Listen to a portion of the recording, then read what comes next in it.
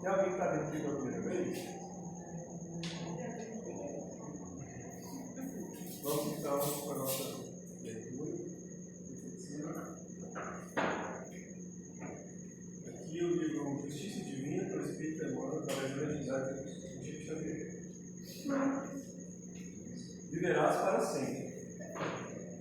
Meditando na morte, honra ser vivo.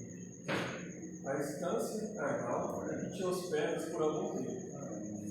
Nela descobrirás, com frequência, os que fazem ironia em torno da fé, os que se referem à virtude como sendo uma farsa, os que falam da corrida ao poder, calcando aos pés o coração dos semelhantes, os que zombam da lealdade e os que improvisam redutos de fantasioso prazer, amargaçando-os com o pranto das viúvas e dos órfãos.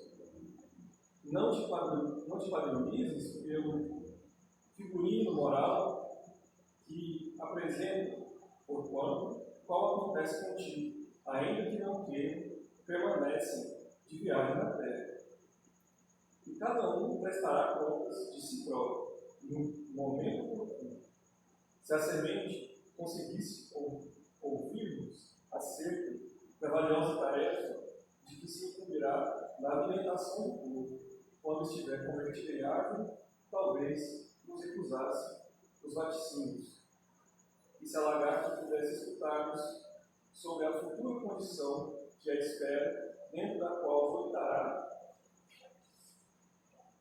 no espaço, com asas de borboleta, provavelmente nos interpretaria por loucos.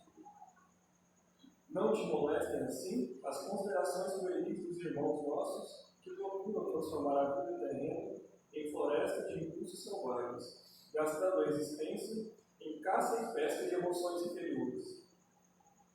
Persiste na reta consciência e faz o teu melhor. Dos planos superiores, os amigos que te antecederam na pátria espiritual acompanham-te os triunfos ignorados pelos homens e abençoam-te no suor da paciência nas lutas necessárias, encorajam-te na causa do amor puro, e sustentam-te as energias para que as tuas esperanças não desfaleçam.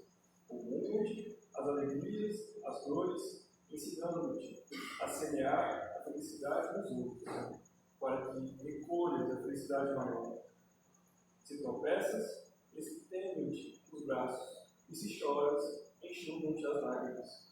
Sobretudo, espero-te confiantes quando termines a tarefa, para te abraçarem afetuosos com a alegria de quem recebe e companheiro querido de volta ao lar. Persevera no bem, sabendo que viverás para sempre. E se te sentir sozinho na fé, lembre-te de Jesus. Um dia, ele esteve abandonado e crucificado no alto de um colina, contemplando amigos, desertores e algozes gratuitos, beneficiários ingratos e adversários inconscientes. Na contemplação humana, estava plenamente sozinho. Contudo, ele com Deus e Deus com ele formavam a maioria ante a multidão desvaiada.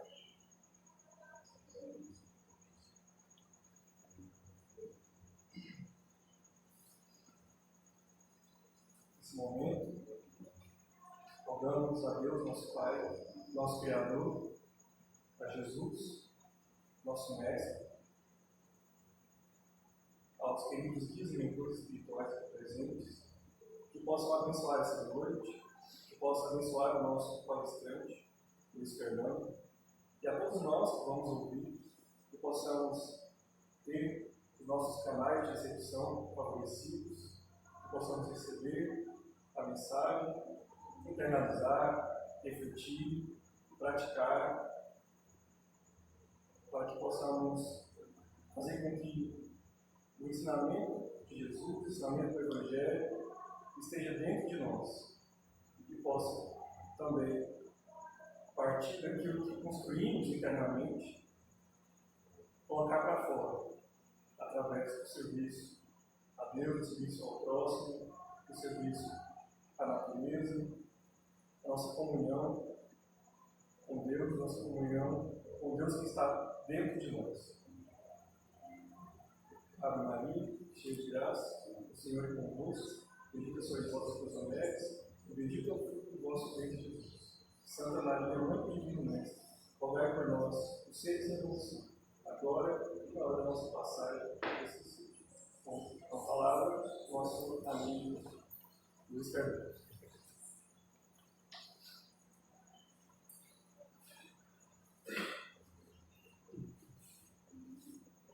Boa noite a todos. Boa noite. Que a paz do Mestre Jesus esteja em nossos corações e nossas mentes hoje e sempre.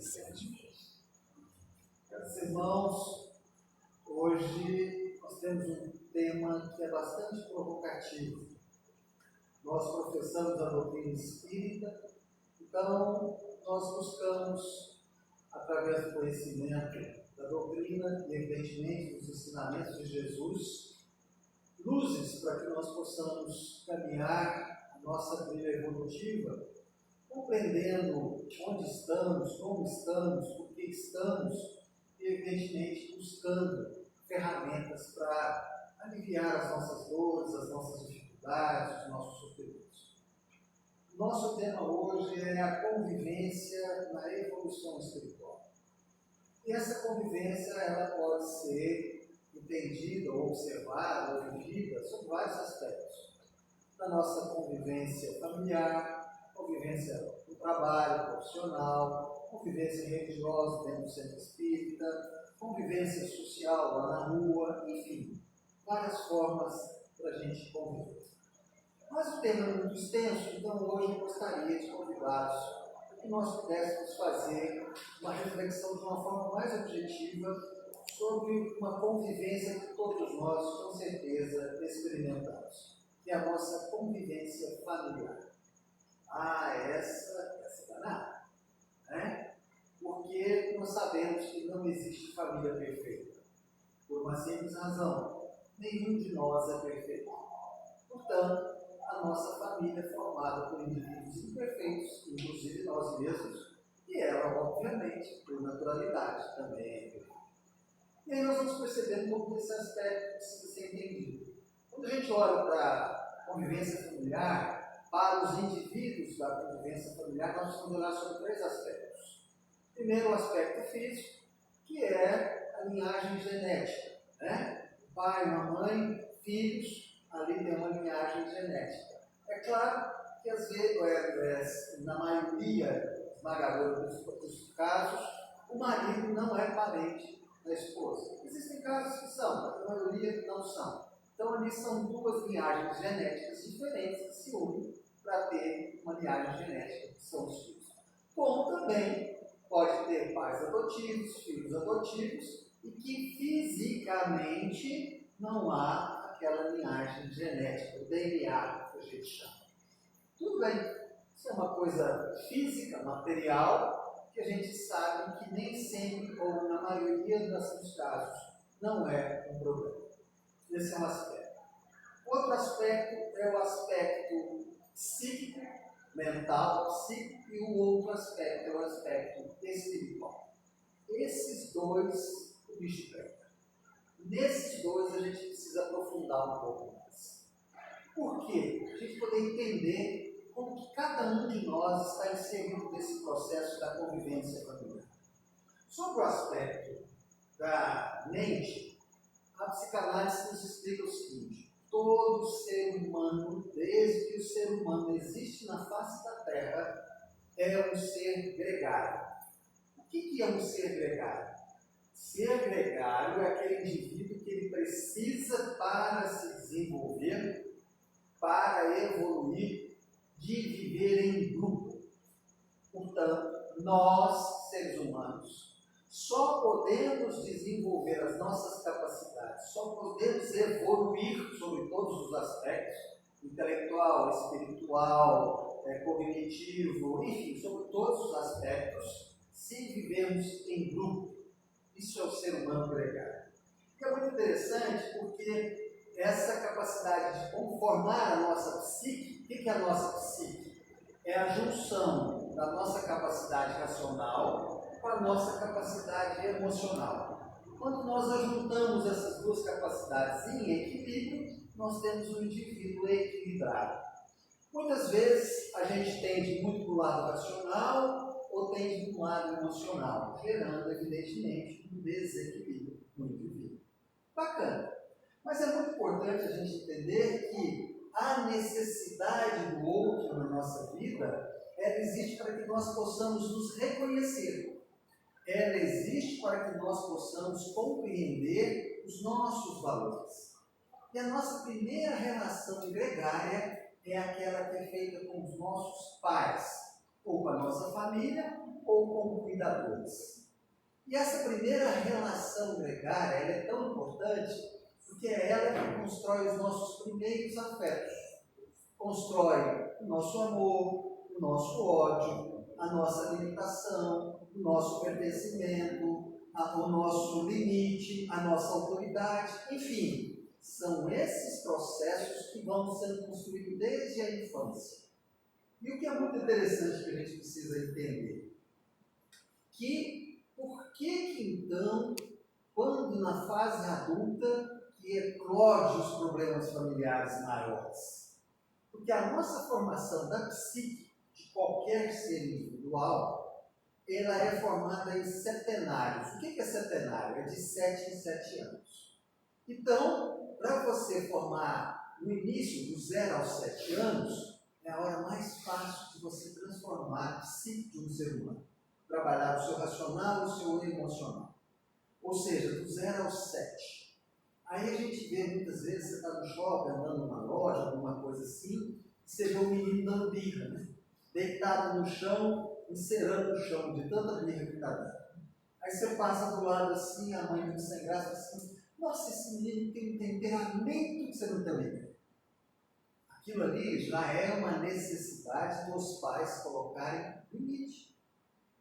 Aquilo ali já é uma necessidade.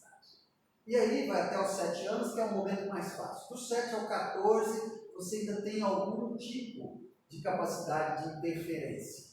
Dos 14 aos 21 é só finalização. E dos 21 para frente é o Deus dos acordos.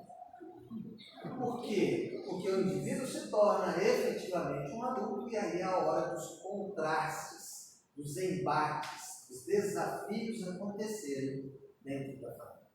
Bom, esse é o aspecto mental, psíquico. Falamos do físico, agora falamos do mental e do espiritual. Quando a gente olha para a família sobre o aspecto espiritual, da convivência familiar, nós não podemos deixar de levar em consideração algumas coisas. Por exemplo, a imortalidade do espírito, a lei de causa e efeito, a reencarnação, a lei, da justiça divina. E com relação à lei da justiça divina, aqui a gente precisa relembrar uma certa colocação que Francisco Cândido Xavier nos revelou, que é perfeito. Com relação à justiça divina, foi perguntado na família, foi perguntado a Chico Xavier como é que era o processo de reunião dos espíritos dentro de uma mesma família. Como é que se fazia para juntar um pai, mãe, filhos, netos numa mesma família? E aí o Chico Xavier, com aquela sabedoria mineira dele, aquele jeitinho especial dele, falou assim: na reencarnação, ninguém perde endereço. O que ele está falando para nós? Estamos na família que precisamos estar. Estamos convivendo com as pessoas que precisamos conviver. Apesar de, às vezes, ser muito difícil. Apesar de ser, às vezes, muito desagradável. Mas essa é a relação espiritual. Portanto, não tem essa de que, eu nasci na família errada. Eu não pedi para nascer. Esse aí não é meu pai e minha mãe, não tem cabimento. Não. Espiritualmente, há uma razão maior. E é muito interessante porque a gente pensa assim, mas para que eu então vivo numa família tão difícil? Por uma simples razão.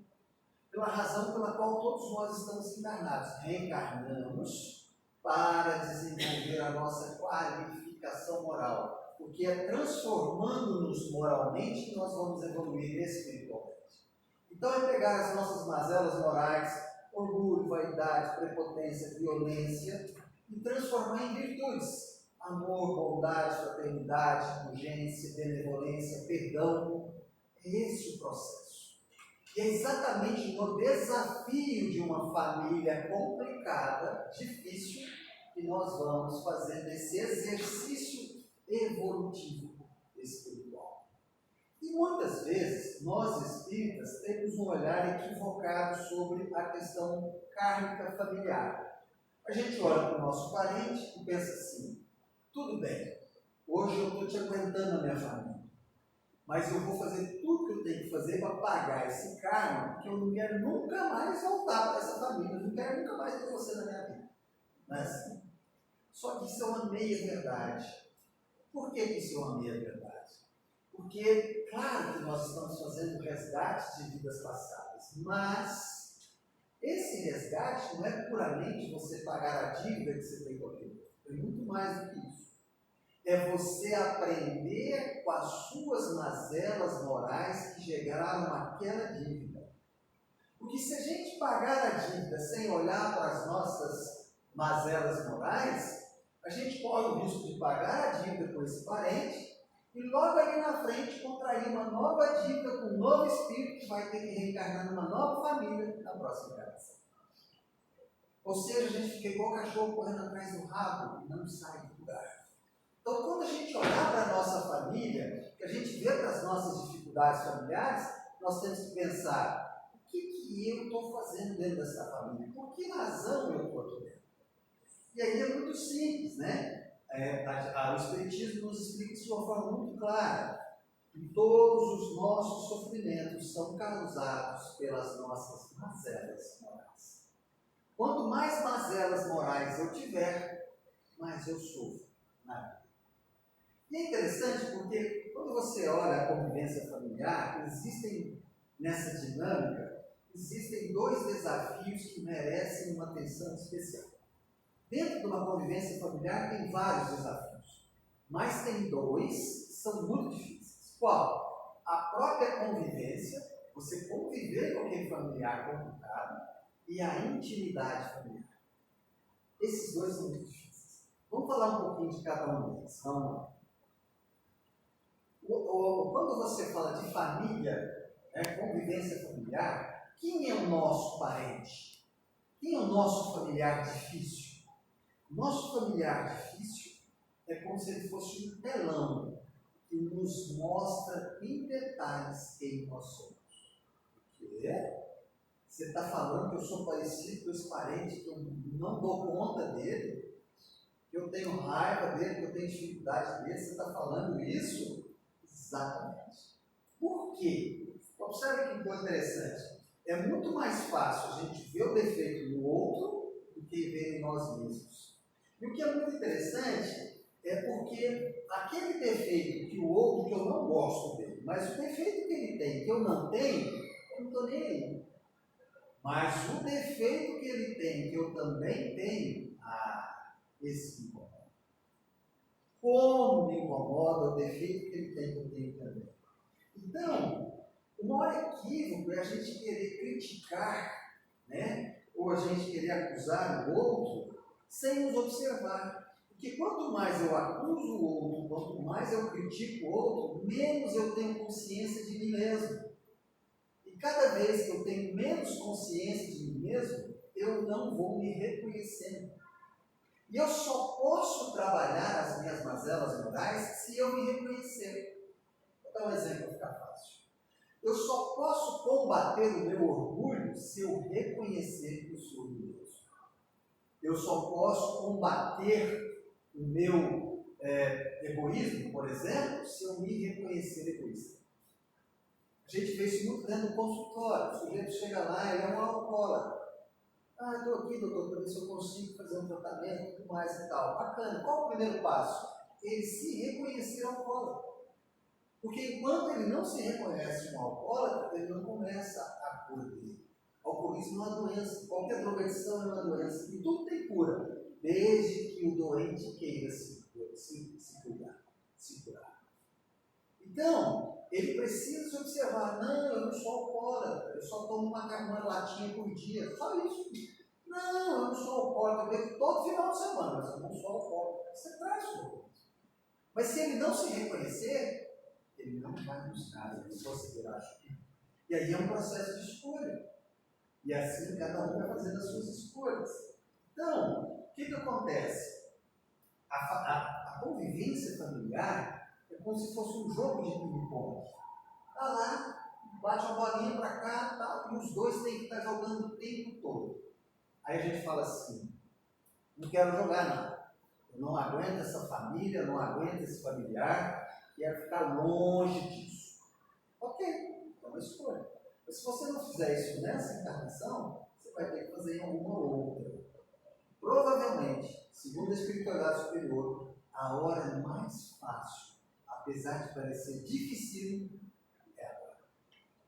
E aí é complicado, porque quando tem esses jogos na família, a gente vê jogos de interesses, jogos de violência, jogos de simbiose. Como isso? Jogos de interesse numa família desajustada, numa família que tem problemas? Sim. Vocês querem ver? Olha que interessante. Uma família que tem um indivíduo alcoólatra, o pai é alcoólatra. Há ali um interesse do seguinte: ele mexe com ele é alcoólatra ou ele é drogado, então o que você faz? Pega o indivíduo e leva ele para poder ser tratado, interna ele. Pronto, está resolvido. Porque qual que é a tendência da família? Achar que só aquele indivíduo que está doente. Não é verdade. Todos da família estão adoecidos. Uns mais, outros menos. Mas todos estão. E todos veem aquela doença, aquela patologia, com os olhos com o seu interesse. Luiz, mas qual que é o interesse que pode existir, né, no indivíduo que tem um pai, por exemplo, alcoólatra? Às vezes, dele se sentir na justificativa de que minha vida não dá certo, nada do que eu faço dá certo na minha vida porque meu pai é alcoólatra. Ou o outro achar que como ele torna-se um filho arrimo, né, que cuida da família, então ele tem que largar tudo na vida dele para cuidar da vida porque o pai é alcoólatra. Ou seja, cada um tem uma visão particular sobre aquela patologia. Vai ficar mais fácil. A gente lembra de um filme que chama... A gente entendeu o que é essa questão do interesse pessoal dentro de um conflito dentro da família. Tem um filme que chama Poderosa Afrodite, do Woody Allen. Tem uma passagem interessante que retrata isso muito bem. O cara chega com um amigo e fala assim: cara, você acredita, minha irmã está doida. Mas por quê? Ela acha que ela é uma galinha. Aí o amigo fala: mas isso é fácil de resolver, é só interná-la. Aí o cara responde: eu não posso, eu preciso dos ovos dela. Outro exemplo, vou dar um exemplo que muita gente conhece. Pai e mãe que lutam desesperadamente para resolver todos os problemas de um filho adulto. O filho já é adulto. O vira e mexe o pai e a mãe resolvendo os problemas deles. E é interessante porque eles reclamam. Quando é que será que vai ter maturidade? Já está na hora, o que é isso? Já tem 20, 25, 30 anos. Até hoje. Já escuta isso. Para a psicanálise, os melhores pais são aqueles que, depois que o filho se torna adulto, eles se tornam desnecessários. Por quê? Porque eles criaram autonomia nos filhos. Tá certo?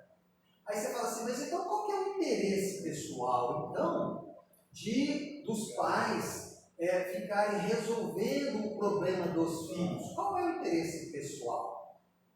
Carência afetiva. Medo do filho olhar para eles e verem eles desnecessários e ir embora, se sentirem desprestigiados, não sendo amados pelos filhos. Percebem? Percebem como que existe sempre dentro dessa relação familiar essa situação de interesse pessoal? A pergunta é: E essa pergunta é complicada, e nós todos precisamos fazer. Existe um conflito familiar dentro da minha casa, do meu lar? Se existe, a pergunta é: no que eu estou contribuindo para esse desequilíbrio familiar? De uma forma direta ou de uma forma indireta, se nós estamos dentro daquele lar, nós estamos contribuindo para esse sim. A gente acha que não. A gente acha que a culpa é só do outro. Mas se a gente fizer um raciocínio lógico, verdadeiro, real, nós vamos perceber que também, sim, fazemos parte do problema. Qual é o segundo desafio? A intimidade. Nós falamos da convivência, o segundo é a intimidade. Por que a intimidade é um desafio? Porque é assim. Com o tempo, vai se desgastando, vai desgastando a relação entre os familiares. E aí, vai se perdendo a cordialidade, a gentileza, a civilidade, e a convivência vai ficando terrível. Porque as ações já começam a ser comportamentos ofensivos, agressivos, violentos. Mas o incrível é que, como o indivíduo se comporta dentro de casa, ele jamais se comportaria daquela forma na rua, com os estranhos. A violência que ele exerce, a agressividade que ele exerce dentro de casa, ele não a repete na rua, com estranhos. Percebe? Aí vocês pensam assim: nossa, Luiz, que palestra chata, você só está falando de coisa ruim para nós. Eu já entendi que nós somos seres gregários. Eu já entendi que não tem jeito de evoluir sozinho. Não dá para entrar para dentro de uma caverna e ficar lá quietinho. Desse jeito eu não vou evoluir. E eu sei que essa convivência é difícil, ela é desconfortável. Já entendi. Tem solução? Eu ouso dizer para vocês, depois de décadas de consultório, que sim, tem solução. E eu sinceramente não vejo outra. Qual? Parece um clichê, mas não é. É a vivência do Evangelho de Jesus. Você quer resolver todos esses problemas que eu disse rapidamente, a gente aqui foi bem raso. Eu não aprofundei em nada aqui. Os problemas são muito maiores do que eu falei, mas dá para a gente ter uma noção. Mas bacana. Luiz, praticar o Evangelho de Jesus no lar? Isso também é clichê, que a gente fala isso muito, né? No Espiritismo, né, e tal. Mas só para vocês entenderem como que as lições de Jesus são perfeitas. São absolutamente atuais para os nossos problemas. E eu vou falar só de duas soluções que Jesus deixou para nós. O nosso tempo não permite a gente falar de mais. Porque existiriam outras, mas eu vou falar só de duas. Só, absolutamente só. Qual é essas duas forças que Jesus nos ensinou para que nós pudéssemos efetivamente lidar com essas convivências tão tumultuadas, tão conflitantes dentro da família? O silêncio e a humildade. Silêncio? Qual que é o nosso problema? O nosso problema é que hoje, na nossa sociedade, nós só acreditamos na força das palavras. Nós achamos que nós temos que falar. Vocês querem um exemplo? Quantas vezes a gente escuta assim de um amigo, de uma pessoa conhecida, de um parente? Fulano, sabe aquela fulana? Aquela que fez aquilo lá, sei. Pois é, fui lá e falei um monte de coisa para ela. Falei coisas boas, coisas que ela merecia ouvir. É isso que a gente faz. Acreditando que chegando lá e falando essa violência verbal, nós vamos resolver os problemas. Quando que na realidade a gente só piora. Porque a hora que você chega e desabafa, fala tudo que você tem que falar nessa violência verbal e vai embora, cada um que vai embora vai com mais ódio do que quando estava. Então essa verborragia, ela não resolve. É claro que as palavras têm poder. A palavra tem o poder de transmitir ideias, sentimentos e vibrações, sem dúvida nenhuma. Palavras podem mudar a vida, eu concordo. Mas o silêncio também. Com certeza o silêncio também. E por que a gente tem dificuldade de silenciar? Porque nós achamos que ficar calado é fraqueza. Nós temos uma mentira que é contada pela sociedade, que muita gente acredita que é uma verdade, que fala assim: quem cala consente. Isso é uma mentira, isso é uma crença limitante, que muitas vezes nós acreditamos. Não, quem cala consente. Não é não. Não é não. Você quer ver? Vou dar um exemplo para vocês. A força do silêncio, ela só realmente existe quando ela é um silêncio consciente. Eu vou ficar em silêncio. Quando ele é um silêncio, prece. O jeito está falando e falando, você está em silêncio, como se você estivesse fazendo uma prece.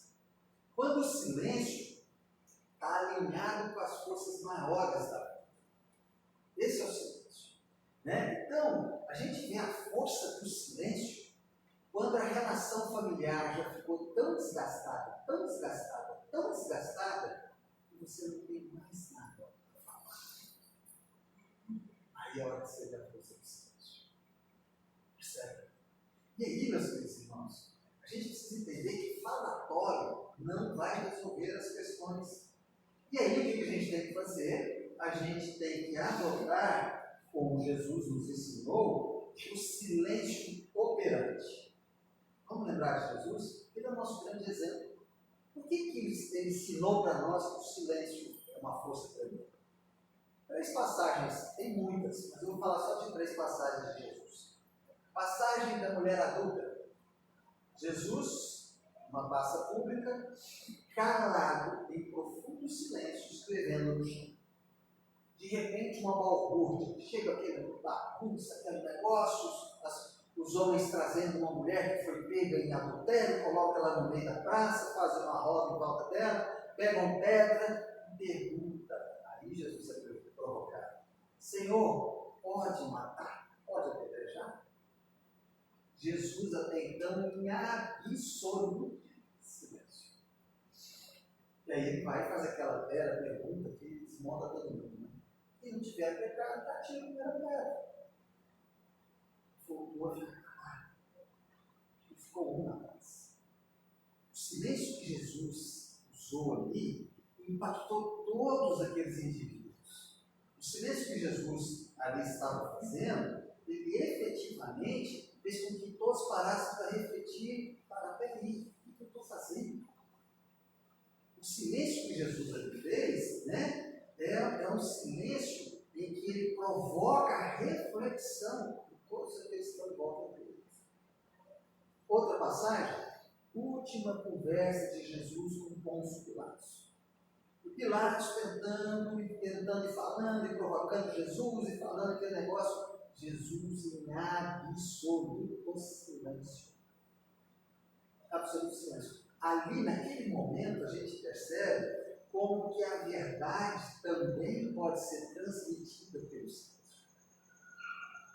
Outra passagem, Jesus caminhando para a crucificação, o seu caminho do Calvário, puxando a sua cruz e sendo gozado, sendo maltratado, humilhado, cuspido, chicoteado. Jesus em absoluto silêncio. Absoluto silêncio. Ou seja, Jesus usava o silêncio para produzir a paz. Tem uma passagem de Valdo Franco que é perfeita, explica isso para nós. Certa vez, Valdo Franco estava sendo muito criticado pelo seu trabalho mediúnico. E essas críticas vinham de todos os lados, inclusive do meio espírita. E aí quem foi chateando muito de Valdo Franco, ele foi ficando muito triste com aquilo, foi se sentindo injustiçado, e aí ele resolveu que ia se defender. Quando ele resolveu que ele ia se defender, ele ia botar a boca no trombone. Joana de Andes, a sua mentora espiritual, ele aparece. Fala para ele: meu filho, não faça nada, silencie. Ele ficou confuso e foi tentar entender por que Joana de Andes orientou ele. Por que eu vou ficar calado diante de tantos absurdos que eu estou recebendo? Ela respondeu para ele: porque se as suas ações não foram suficientes para convencê-los, não serão as suas palavras que valem. Quantas vezes a gente fala,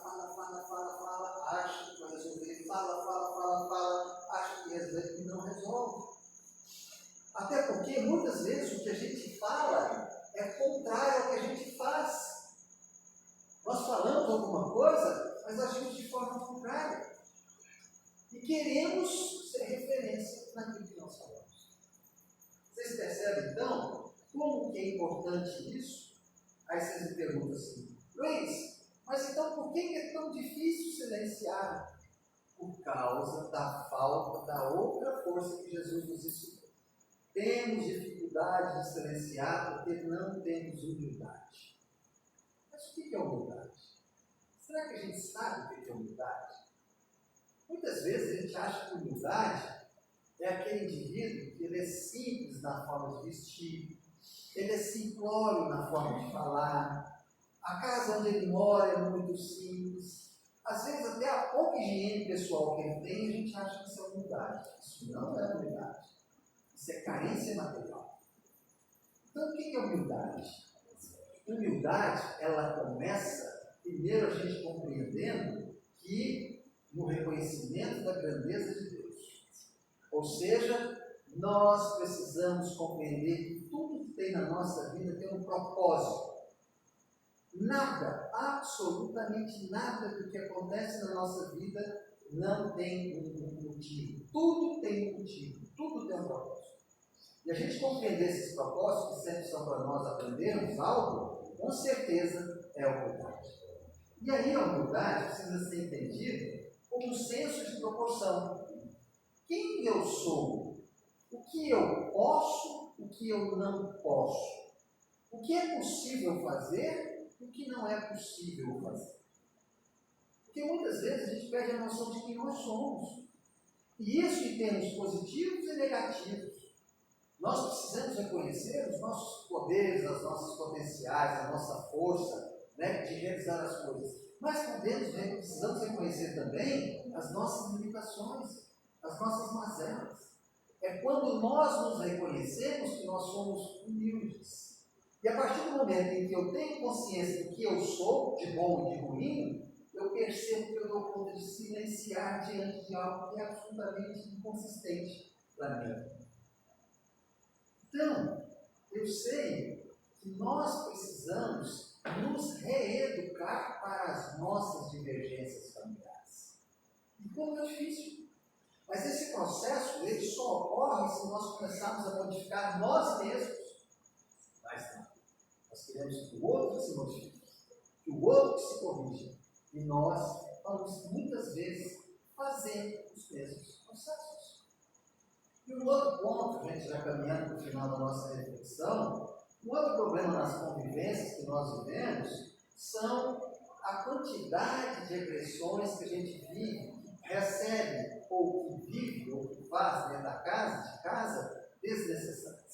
Quantas agressões são desnecessárias? E por quê? Porque nós vivemos armados. A gente vem para uma casa dessa, chega aqui, escuta a palestra, né, toma um passe, aguinha frutificada, faz uma oração, dá uma reformulada, não, estou pesando 1 quilo agora, estou levinho, vai para casa. Agora você já está chegando perto de casa e você lembra do marido difícil, da esposa complicada, da sogra chata, você já se arma e entra com tudo dentro de casa. Já entra pronto para brigar. Se ele falar alguma coisa que o centro demorou hoje, é para escutar. Precisamos desarmar. Nós precisamos nos desarmar desses processos, porque nós vamos contribuindo de uma forma cíclica para que esse conflito, para que essas situações cada vez mais se repitam. Então nós precisamos simplificar a nossa vida. Finalizando, a sabedoria divina nos fala que não pode um discípulo ser maior que o mestre. O que será que Jesus espera de nós nos conflitos familiares que todos nós vivemos? Todos nós temos esses problemas. O que será que Jesus está esperando de nós? Um processo contínuo da nossa transformação moral.